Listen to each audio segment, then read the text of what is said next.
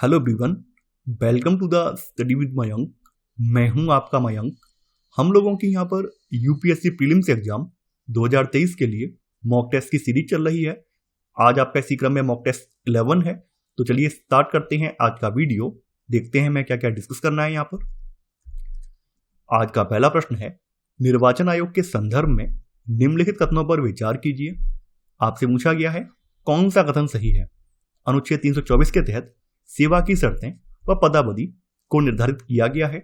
निर्वाचन आयोग में चर्चा किए जाने वाले मामलों पर मुख्य निर्वाचन आयुक्त वीटो पावर का प्रयोग कर सकता है। सीईसी यानी चीफ इलेक्शन कमिश्नर राष्ट्रपति के प्रसाद पर्यंत पद धारण नहीं करता है। भारत के संविधान के अनुच्छेद 324 के तहत भारत के निर्वाचन आयोग को लोकसभा और राज्य विधानसभाओं के चुनावों का अधीक्षण, निर्देशन और नियंत्रण का अधिकार प्राप्त है। यानी अनुच्छेद 324 में इसकी सेवा की शर्तें, पदावधि, इनके बारे में जिक्र नहीं है। तो आपका पहला वाला कथन गलत हो जाएगा। निर्वाचन आयुक्तों व प्रादेशिक आयुक्तों की सेवा की शर्तें और पदावधि राष्ट्रपति के द्वारा निर्धारित की जाती हैं। यानी ये चीजें जो है प्रेसिडेंट इनका निर्धारण करता है और इनका जिक्र जो है संविधान के इस अनुच्छेद में नहीं है। तो यहां पर आपका पहला वाला कथन गलत हो जाएगा। यहां पर आपका सेकंड वाला कथन ये भी सही नहीं है। देखिए, ऐसी स्थिति में जब मुख्य निर्वाचन आयुक्त और या दो अन्य निर्वाचन आयुक्तों के बीच विचार में मतभेद होता है तो आयोग द्वारा बहुमत के आधार पर निर्णय किया जाता है। तो यहां पर आपका सेकंड वाला कथन यह भी गलत हो जाएगा। मुख्य निर्वाचन आयुक्त को उसके पद से केवल उसी रीत से और उन्हीं आधारों पर हटाया जा सकता है जिस रीत और आधार से सुप्रीम कोर्ट के न्यायाधीशों को हटाया जाता है। तो यहां पर आपका तीसरा वाला कथन बिल्कुल सही हो जाएगा कि सीईसी यानी चीफ इलेक्शन कमिश्नर राष्ट्रपति के प्रसाद पर्यंत पद धारण नहीं करता है। तो यहां पर आपका केवल तीसरा वाला कथन सही है। तो आपका सही आंसर है पहले का भी, केवल थर्ड। दूसरा प्रश्न है आपका, निम्नलिखित पर विचार कीजिए। राष्ट्रपति शासन, राष्ट्रीय आपातकाल, सैनिक शासन, उपयुक्त में से किस या किन विशेष परिस्थिति या परिस्थितियों का भारतीय नागरिकों के मौलिक अधिकारों पर प्रभाव पड़ता है, यह आपको बताना है। देखिए, राष्ट्रपति शासन का मौलिक अधिकारों पर कोई प्रभाव नहीं पड़ता है, जबकि राष्ट्रीय आपातकाल और सैनिक शासन का प्रभाव मौलिक अधिकारों पर पड़ता है। यानी इन दोनों का मौलिक अधिकारों पर प्रभाव पड़ता है। जब राष्ट्रीय आपातकाल की घोषणा की जाती है तो आर्टिकल 19 यानी अनुच्छेद 19 ये स्वतः ही निलंबित हो जाता है। तो यहां पर आपका सही आंसर होगा सेकंड का सी वाला, केवल 2 और 3।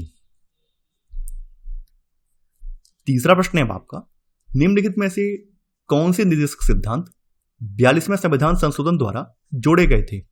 बच्चों के स्वस्थ विकास के लिए अवसर सुरक्षित करना, समान न्याय को बढ़ावा देना और गरीबों को निःशुल्क विधिक सहायता प्रदान करना, आय, प्रतिष्ठा, सुविधाओं और अवसरों में असमानताओं को कम करना, हिंदी भाषा के विकास को बढ़ावा देना।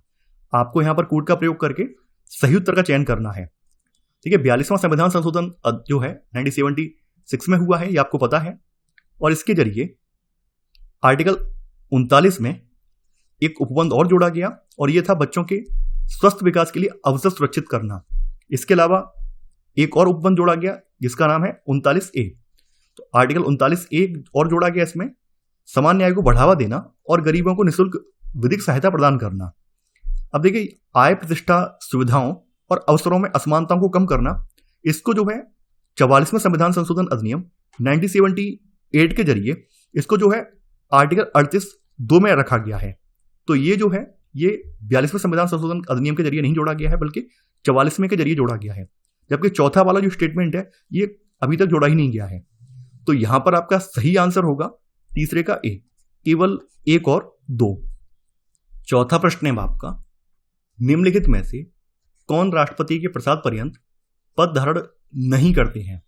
महान्यायवादी, नियंत्रक एवं महालेखा परीक्षक, संघ लोक सेवा आयोग के सदस्य, मुख्य चुनाव आयुक्त। आपको यहां पर कूट का प्रयोग करके सही उत्तर का चयन करना है। ठीक है, प्रसाद पर्यंत का मतलब होता है किसी भी सिविल सेवक को बिना किसी पूर्व सूचना के उसके पद से उसे बर्खास्त कर देना या हटा देना। तो महान्यायवादी की बात करें तो आपके संविधान के अनुच्छेद 76 में महान्यायवादी के पद के सृजन की बात की गई है, लेकिन संविधान में कहीं भी इसका कार्यकाल निर्धारित नहीं है। अर्थात महान्यायवादी का पद जो है राष्ट्रपति के प्रसाद पर्यंत है। राष्ट्रपति जब तक चाहेगा तब तक ये अपने पद पर बना रहेगा। चूंकि यहाँ पर पूछा गया है कि राष्ट्रपति के प्रसाद पर्यंत धारण नहीं करते हैं, तो महान्यायवादी तो इसके प्रसाद पर्यंत धारण करता है, तो यहाँ पर पहला वाला गलत हो जाएगा। अब बात करते हैं कैग की, नियंत्रक और महालेखा परीक्षक की। तो जो कैग है ये 6 वर्ष की अवधि या 65 वर्ष जो भी पहले हो तब तक ये अपने पद पर बना रहता है। इसे जो है इसके पद से उसी तरीके से हटाया जा सकता है जिस तरीके से सुप्रीम कोर्ट के न्यायाधीश को हटाया जा सकता है। तो ये राष्ट्रपति के प्रसाद पर्यंत पद धारण नहीं करता है। संघ लोक सेवा आयोग के सदस्यों की बात करें तो देखिए, संघ लोक सेवा आयोग के सदस्य जो हैं इनको राष्ट्रपति कुछ कंडीशंस के आधार पर हटा सकते हैं, यानी ये भी राष्ट्रपति के प्रसाद पर्यंत नहीं है, बल्कि कुछ कंडीशंस होंगी तभी हटाए जा सकते हैं। जैसे अगर मान लीजिए उसे दिवालिया घोषित कर दिया जाता है, या फिर वह अपने पद के कार्यकाल के दौरान अपने कार्यालय के कर्तव्यों के बाहर किसी अन्य कार्य में संलग्न है, या फिर राष्ट्रपति की राय में वह मानसिक रूप से या शारीरिक रूप से दुर्बल है, या फिर जो कदाचार के आधार पर कोई सदस्य जो है किसी कदाचार में फंसता है, उस आधार पर हटाया जा सकता है। अर्थात ये लोग जो है संघ लोक सेवा आयोग के सदस्य जो हैं ये राष्ट्रपति के प्रसाद पर्यंत नहीं है, बल्कि कुछ कंडीशंस के आधार पर ये हटाए जा सकते हैं। तो यहाँ पर तीसरा वाला ये सही हो जाएगा। मुख्य चुनाव आयुक्त की बात करें तो देखिए, मुख्य चुनाव आयुक्त को कार्यकाल की सुरक्षा प्रदान की जाती है, उसे पद से उसी तरीके से और उसी आधार पर हटाया जा सकता है जिस तरह से सुप्रीम कोर्ट के न्यायाधीश को हटाया जा सकता है। तो मुख्य चुनाव आयुक्त भी राष्ट्रपति के प्रसाद पर्यंत पद धारण नहीं करते हैं। तो यहां पर आपका सही आंसर होगा चौथे का बी वाला, केवल 2, 3 और 4। 5वां प्रश्न है आपका, पद्म पुरस्कारों के संदर्भ में निम्नलिखित कथनों पर विचार कीजिए। आपसे पूछा गया है कौन सा कथन सही है। पद्म पुरस्कार प्राप्त व्यक्ति को पहले प्राप्त पुरस्कार के 5 वर्ष बाद ही उच्च पुरस्कार दिया जा सकता है। पद्म पुरस्कार समिति की अध्यक्षता कैबिनेट सचिव करते हैं। इस पुरस्कार की घोषणा से पूर्व प्राप्तकर्ता की लिखित सहमति लेने का प्रावधान है। पद्म पुरस्कार की बात करें तो इसे वर्ष 1954 में भारत रत्न के साथ ही स्टार्ट किया गया था, और यह भारत रत्न के बाद भारत का सर्वोच्च नागरिक सम्मान है। पद्म पुरस्कारों की 3 श्रेणियां हैं, जैसा कि आप लोग जानते हैं।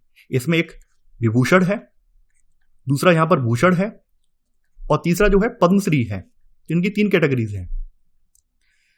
यहां पर बात करें देखिए पद्म पुरस्कारों की, तो किसी पद्म पुरस्कार प्राप्त व्यक्ति को पहले प्राप्त पुरस्कार दिए जाने के 5 वर्ष बाद ही उच्च पुरस्कार दिया जा सकता है। एक एग्जाम्पल से समझते हैं। मान लेते हैं किसी व्यक्ति को सन 2022 में पद्मश्री पुरस्कार दिया गया है। अब इससे उच्च पुरस्कार जो है उसे 2027 में या 2027 के बाद ही मिल सकता है, उससे पहले नहीं। तो यहां पर आपका पहला वाला कथन बिल्कुल सही हो जाएगा। यहां पे बात करें पद्म पुरस्कारों के चयन की, तो पद्म पुरस्कारों के लिए प्राप्त सभी नामांकनों को पद्म पुरस्कार समिति के समक्ष रखा जाता है, और इसका गठन प्रत्येक वर्ष प्रधानमंत्री द्वारा किया जाता है। पद्म पुरस्कार समिति की अध्यक्षता कैबिनेट सचिव करते हैं, और इसमें गृह सचिव, राष्ट्रपति के सचिव और सदस्यों के रूप में 4 से 6 प्रतिष्ठित व्यक्ति भी शामिल होते हैं। तो यहां पर आपका सेकंड वाला कथन ये बिल्कुल सही है। देखिए, इस पुरस्कार की घोषणा से पहले प्राप्तकर्ता की लिखित या औपचारिक सहमति लेने का कोई प्रावधान नहीं है। हालांकि घोषणा से पहले प्रत्येक प्राप्तकर्ता को गृह मंत्रालय से चयन के बारे में सूचित करने वाला एक कॉल किया जाता है कि भाई हमारी कमेटी ने आपका नाम यहाँ पर चयनित किया है, क्या आप ये पुरस्कार लेना चाहेंगे। इस तरह का कॉल किया जाता है। अगर वो व्यक्ति ये चाहता है कि नहीं भाई हमें पुरस्कार नहीं लेना है, तो उसका नाम हटा दिया जाता है। तो इसके लिए कोई लिखित सहमति लेने का प्रावधान नहीं है। तो यहाँ पर आपका तीसरा वाला कथन गलत हो जाएगा। यहाँ पर आपका केवल 1 और 2 कथन सही है, तो आपका सही आंसर होगा 5वें का ए, केवल 1 और 2। 6वां प्रश्न है आपका, निम्नलिखित युग्मों पर विचार कीजिए। एक तरफ संवैधानिक प्रावधान है और दूसरी तरफ उनका स्रोत देश है। मूल अधिकार फ्रांस, राज्य की नीति के सिद्धांत आयरलैंड, सरकार का कैबिनेट स्वरूप ब्रिटेन। आपको यहां बताना है कौन सा युग्म सही सुमेलित है। देखिए, मूल अधिकार जो है ये फ्रांस से नहीं बल्कि ये अमेरिकी संविधान से लिए गए हैं, यानी ये अमेरिका से लिए गए हैं, ना कि फ्रांस से। राज्य की नीति के निश्चक सिद्धांत जो है आयरिश संविधान से लिए गए हैं, यानी आयरलैंड से लिए गए हैं। वहीं सरकार का जो कैबिनेट स्वरूप है ये ब्रिटेन के संविधान से लिया गया है। तो यहां पर आपका सही आंसर होगा 6वें का ए वाला, केवल 2 और 3। 7वां प्रश्न है आपका, राज्य निर्वाचन आयोग के संदर्भ में निम्नलिखित कथनों पर विचार कीजिए। आपसे पूछा गया है कौन सा कथन सही है। इसे 73वें संविधान संशोधन के तहत पंचायतों के चुनाव के संचालन का अधिकार दिया गया है। राज्य चुनाव आयोग में पंचायत सीटों के परिसीमन, आरक्षण और चक्रानुक्रम का कार्य निहित है।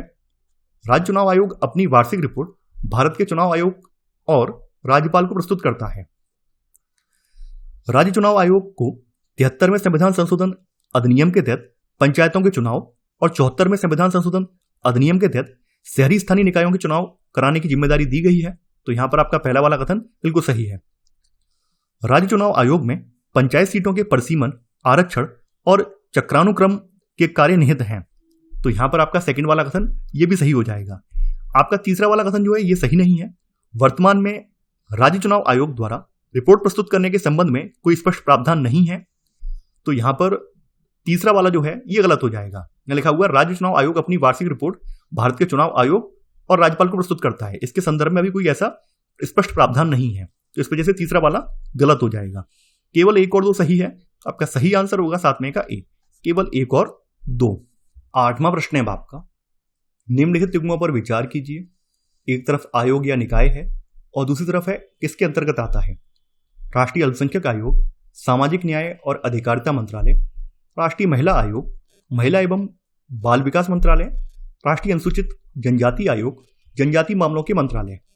आपको यहां पर बताना है कौन सा युग्म सही सुमेलित है। ठीक है, राष्ट्रीय अल्पसंख्यक आयोग अल्पसंख्यक कार्य मंत्रालय के अंतर्गत आता है, न कि सामाजिक न्याय और अधिकारिता मंत्रालय के। राष्ट्रीय महिला आयोग जो है महिला एवं बाल विकास मंत्रालय के अंतर्गत आता है, तो आपका सेकंड वाला युग्म सही है। राष्ट्रीय अनुसूचित जनजाति आयोग जो है जनजाति मामलों के मंत्रालय के अंतर्गत आता है, तो यहां पर आपका केवल पहला वाला गलत है। आपका 2 और 3 सही है। तो आपका सही आंसर होगा 8 में का सी, यानी केवल 2 और 3। 9वां प्रश्न है आपका, वित्त आयोग के संदर्भ में निम्नलिखित कथनों पर विचार कीजिए। आपसे पूछा गया है कौन सा कथन सही है। यह एक अर्ध न्यायिक निकाय है। इसके सदस्य 5 वर्ष या 65 वर्ष की आयु तक पद धारण करते हैं। इसके सदस्य पुनर्नियुक्त हेतु पात्र होते हैं। देखिए, भारत के संविधान में आर्टिकल 280 में एक वित्त आयोग का प्रावधान किया गया है और यह एक अर्ध न्यायिक निकाय है। वित्त आयोग के पास किसी दस्तावेज को पेश कराने की अपेक्षा करने और किसी न्यायालय या कार्यालय से किसी लोक अभिलेख की मांग करने के मामलों में सिविल प्रक्रिया संहिता के तहत सिविल न्यायालय की सभी शक्तियां प्राप्त हैं। अर्थात यह एक अर्ध न्यायिक निकाय है। तो यहां पर आपका पहला वाला कथन सही है। यहां पर आपका सेकंड वाला कथन ये सही नहीं है। वित्त आयोग में एक अध्यक्ष, यानी इसमें एक अध्यक्ष होता है और 4 अन्य सदस्य होते हैं, यानी इसमें 4 अन्य सदस्य होते हैं जिन्हें राष्ट्रपति के द्वारा नियुक्त किया जाता है और वे राष्ट्रपति द्वारा निर्दिष्ट की गई अवधि के लिए पद धारण करते हैं। तो यहां पर आपका सेकंड वाला कथन गलत हो जाएगा, क्योंकि इसके जो भी सदस्य हैं वो राष्ट्रपति के प्रसाद पर्यंत पद धारण करते हैं। तो यहां पर ये सेकंड वाला गलत हो जाएगा। थर्ड वाला बिल्कुल सही है। इसके सदस्य पुनर्नियुक्त हेतु पात्र होते हैं। तो यहां पर आपका केवल 1 और 3 सही है। तो आपका सही आंसर है 9 में का सी, केवल 1 और 3। 10वां प्रश्न है आपका, हाल ही में एयरटेल पेमेंट बैंक को आरबीआई द्वारा अनुसूचित बैंक का दर्जा दिया गया है। इस संदर्भ में निम्नलिखित कथनों पर विचार कीजिए। प्रत्येक अनुसूचित बैंक समाशोधन गृह का सदस्य बनने के लिए पात्र है। भुगतान बैंक डेबिट और एटीएम कार्ड मुहैया करा सकते हैं। भुगतान बैंक की जमा सीमा प्रति व्यक्ति 1 लाख रुपए है। आपको यहां पर कूट का प्रयोग करके सही उत्तर का चयन करना है। सबसे पहले जानेंगे अनुसूचित बैंक होता क्या है। भारत में अनुसूचित बैंक उन बैंकों को संदर्भित करते हैं जिन्हें भारतीय रिजर्व बैंक अधिनियम 1934 की दूसरी अनुसूची में शामिल किया गया है।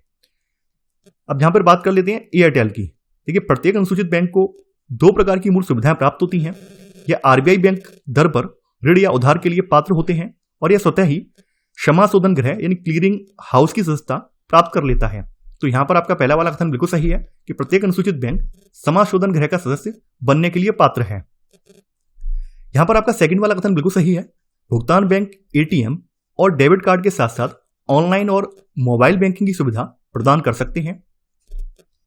आपका थर्ड वाला जो है ये सही नहीं है। ये बैंक एक प्रतिबंधित जमा स्वीकार कर सकते हैं जिसकी सीमा वर्तमान में प्रति व्यक्ति 2 लाख रुपए तक है, न कि 1 लाख रुपए। तो यहां पर आपका तीसरा वाला गलत हो जाएगा, लेकिन भविष्य में इस सीमा को भी बढ़ाया जा सकता है। वर्तमान में 2 लाख रुपए है। तो यहां पर आपका केवल 1 और 2 सही है। तो आपका सही आंसर होगा 10 में का ए, केवल 1 और 2।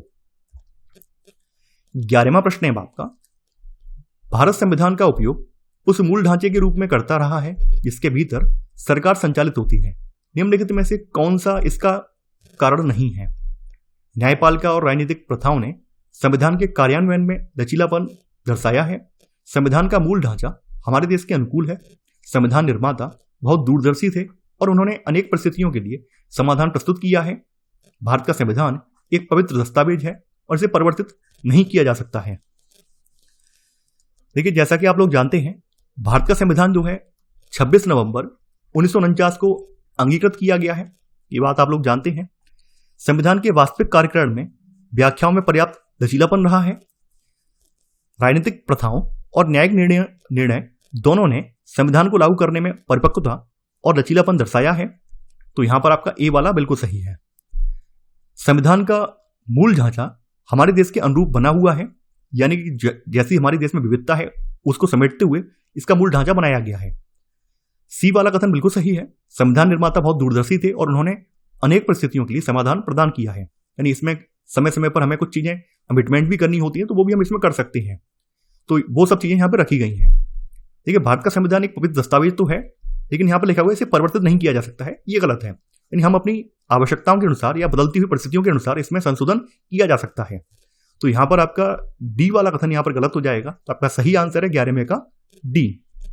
12वां प्रश्न है आपका, निम्नलिखित में से कौन अपने संबंधित पद पर न रह जाने के पश्चात केंद्र या राज्य के अधीन किसी और पद का पात्र नहीं होता है?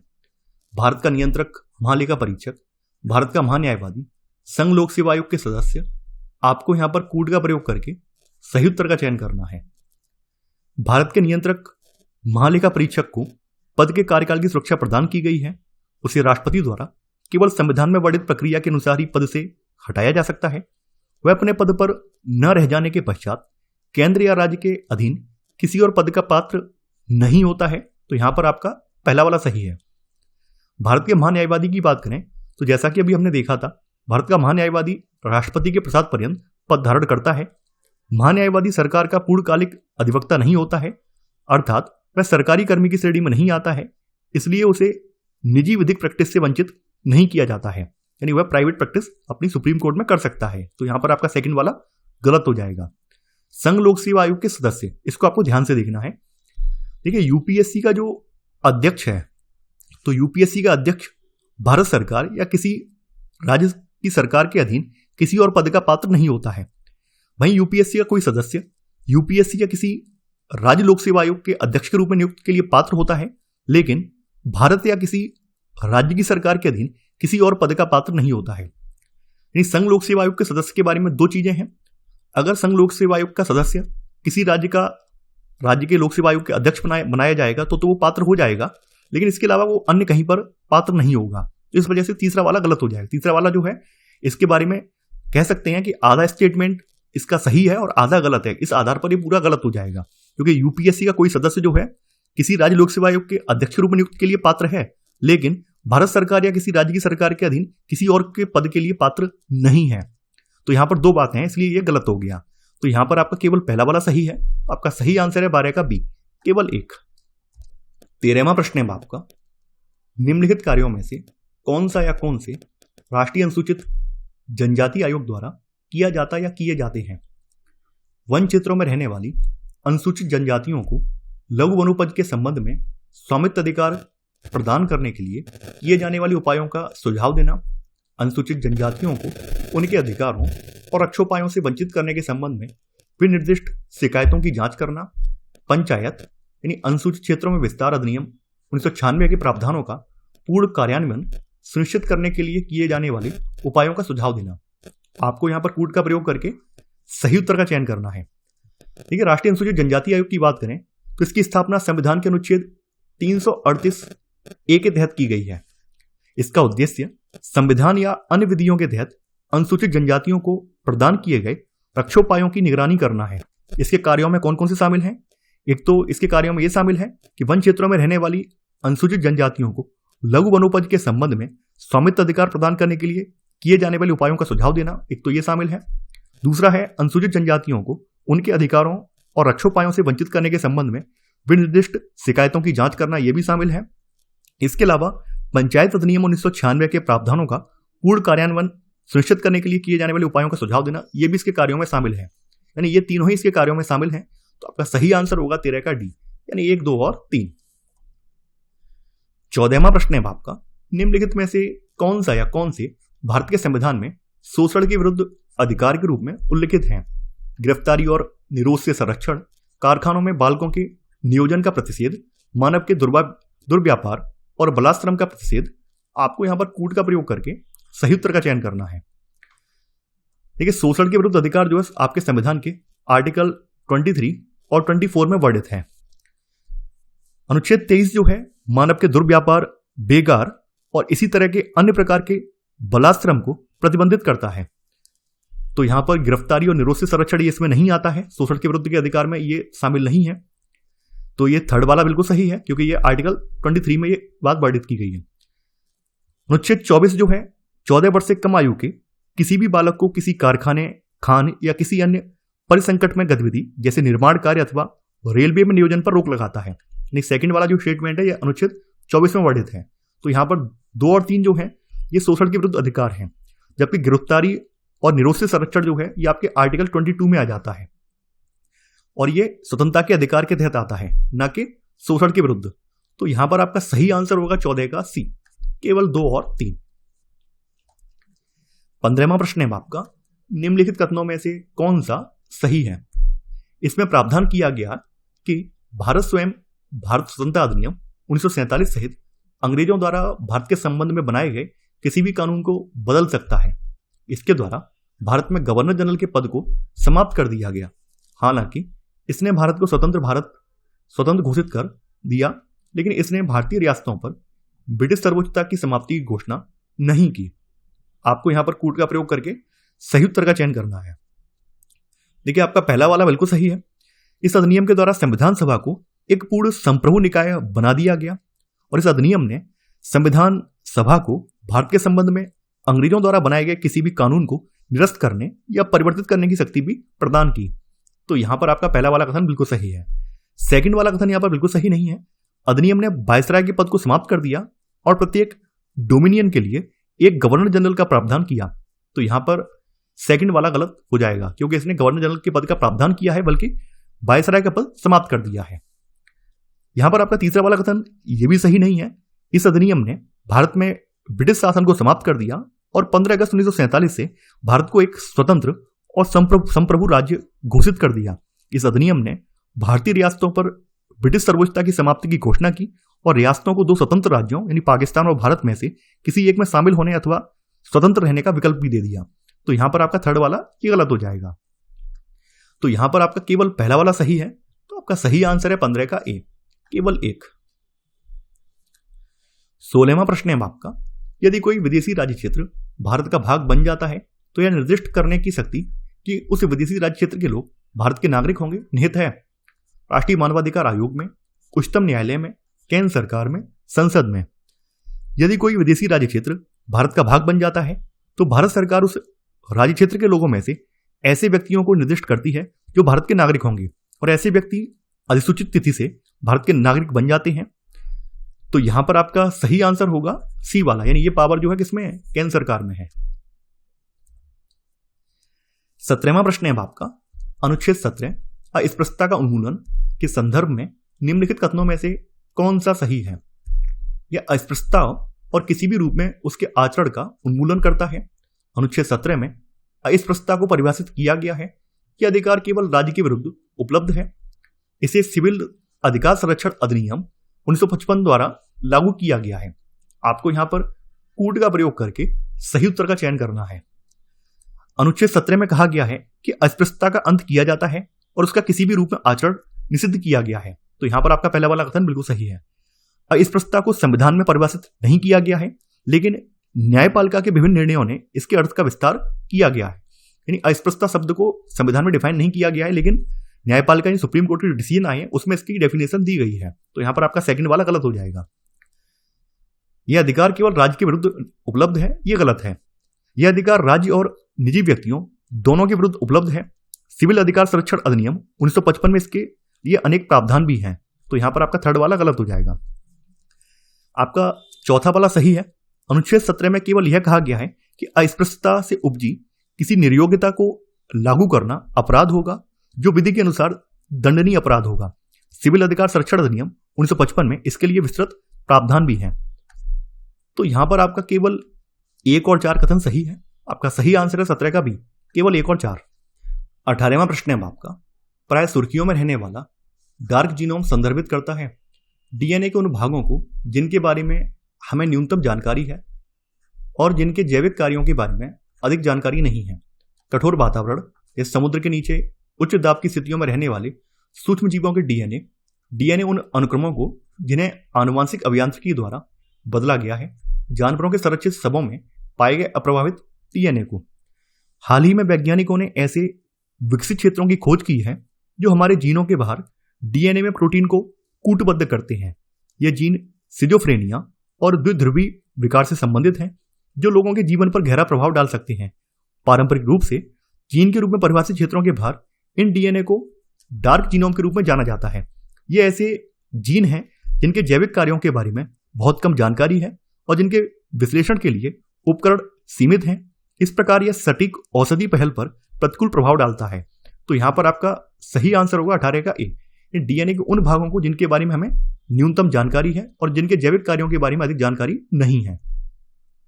19वां प्रश्न है आपका, राज्य लोक सेवा आयोग के संदर्भ में निम्नलिखित कथनों पर विचार कीजिए। आपसे पूछा गया है कौन सा कथन सही है। आयोग के आधे सदस्य SC ST और OBC वर्गों के व्यक्ति होने चाहिए। SC ST के सदस्यों को संबंधित राज्य के राज्यपाल द्वारा हटाया जा सकता है। राज्य लोक सेवा आयोग में एक अध्यक्ष और अन्य सदस्य होते हैं जिनकी नियुक्ति संबंधित राज्य के राज्यपाल द्वारा ही की जाती है। संविधान में आयोग में सदस्यों की संख्या को निर्दिष्ट नहीं किया गया है, बल्कि इस संबंध में निर्णय को राज्यपाल के विवेक पर छोड़ दिया गया है।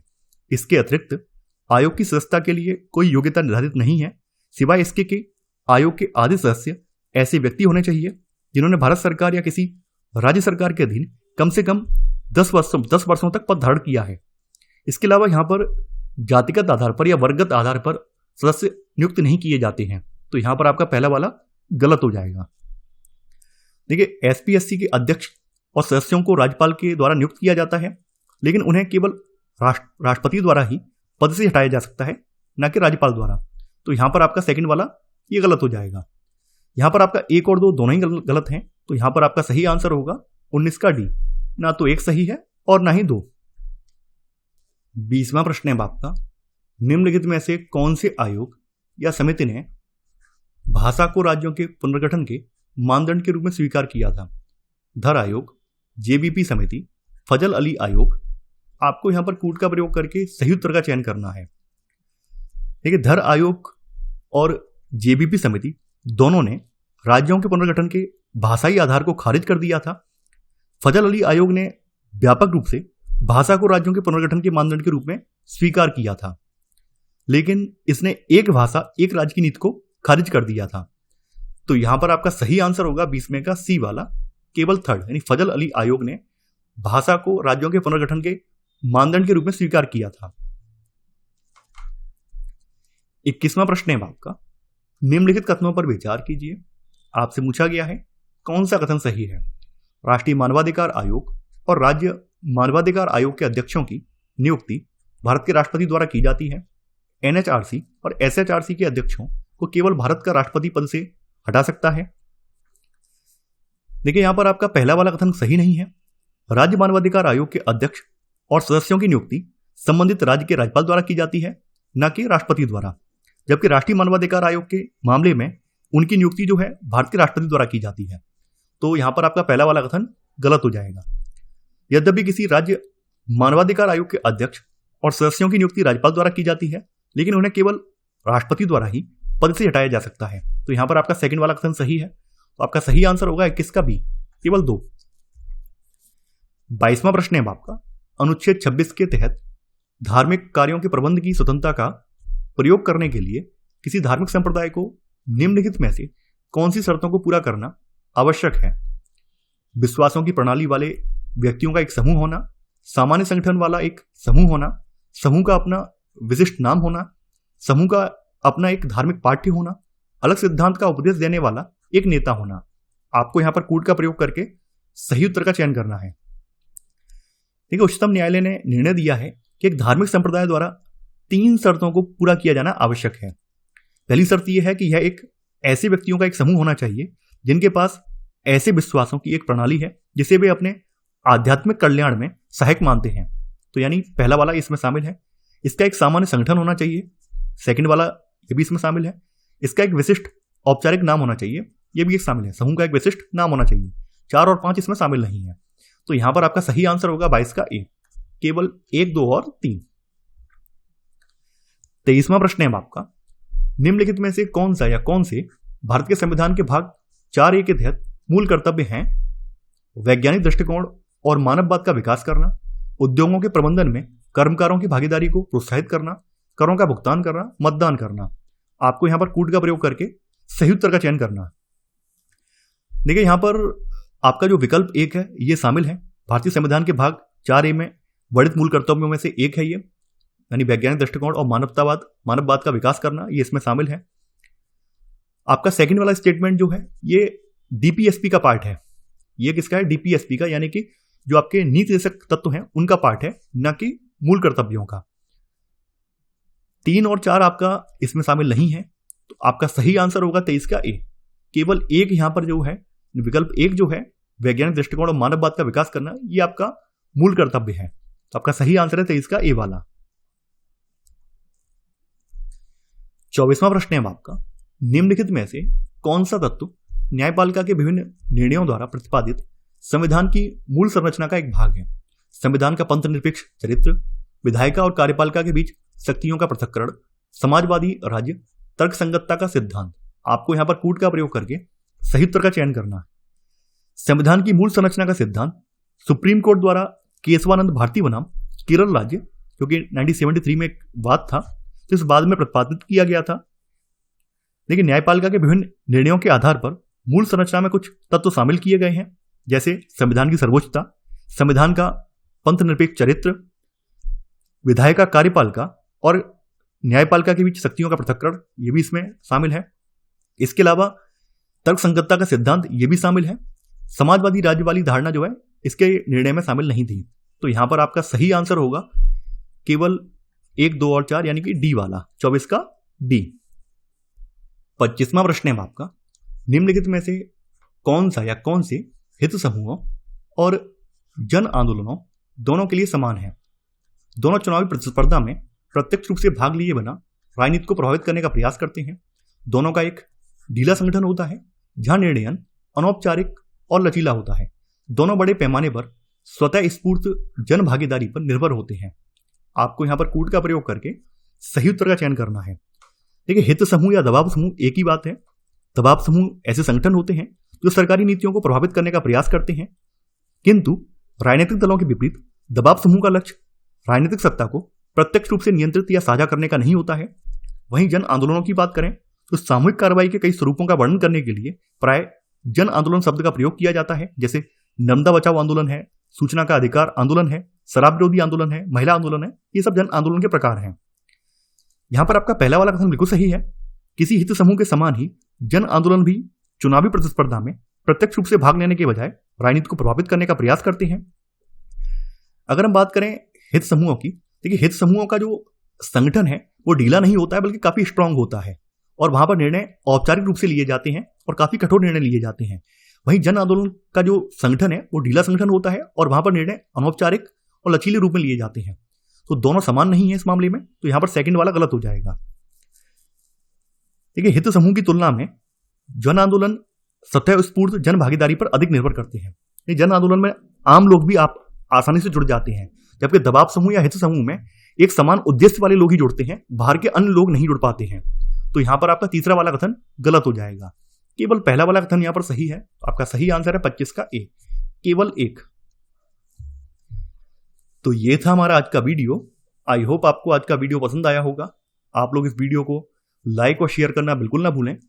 और देखिए मैं कई दिनों से देख रहा हूं आपकी जब भी मॉक टेस्ट की सीरीज आती है आप लोग वीडियो देखना ही नहीं चाहते हैं, जबकि मैं आपको बार बार कह चुका हूं ये स्टैंडर्ड टेस्ट सीरीज ही है।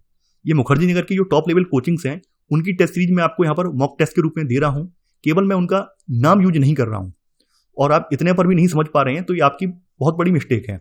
तो मैं आपसे भी अभी भी आग्रह कर रहा हूँ कि आपको ये लेटेस्ट टेस्ट सीरीज मिल रही है तो इसको आप मिस ना करें। आई होप आप लोग मेरी बात समझेंगे। तो चलिए आज के लिए बस इतना ही। Thanks for watching.